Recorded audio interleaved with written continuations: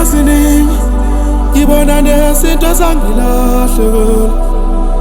bemvelinqa ngikhuluma nawe ngibona abantu abaningi ngibona nabantu abangasekho lapho bethonga la ngikhuluma nawe isibane sangikhanyisa sishodi ngamafutha sikhanye isibane sangikhanyisa sishodi ngamafutha sikhanye ngithela amafutha akho wemvelinqa ngikhanye nami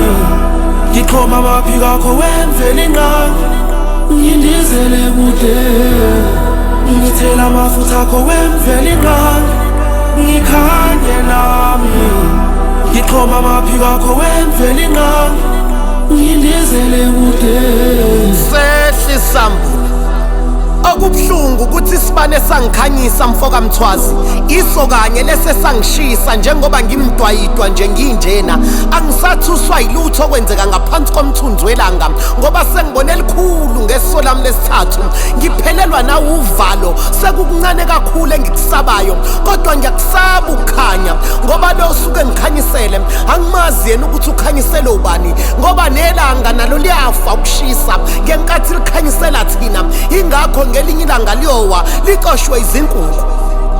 hey ngoba amandla yosiphelela ngelinye ilanga kuthina sonke ngokuhlukana kwethu ngibona sihaqwa inhlupheko umvelinqangi engayiphendula imikhuleko yethu naye ekhulekela ukuthi kuphenduleke imithandazo yakhe yokuthi kuphenduleke imikhuleko yethu okungenzeka yini ukuthi wena uNkulunkulu wakho uqobo ungaqala manje ukholelwe kuwe ungawathola amafutha ekujuleni kwenhliziyo yakho phinda ubhale futhi isibane sangikhanyisa sishodi ngamafutha sikhanye isibane sangikhanyisa sishodi ngamafutha sikhanye ngithela amafutha akho wemvelinqa ngikhanye nami ngiqhoma amaphiko akho wemvelinqa ngindizele kude ngithela amafutha akho wemvelinqa ngikhanye nami ngiqhoma amaphiko akho wemvelinqa ngindizele kude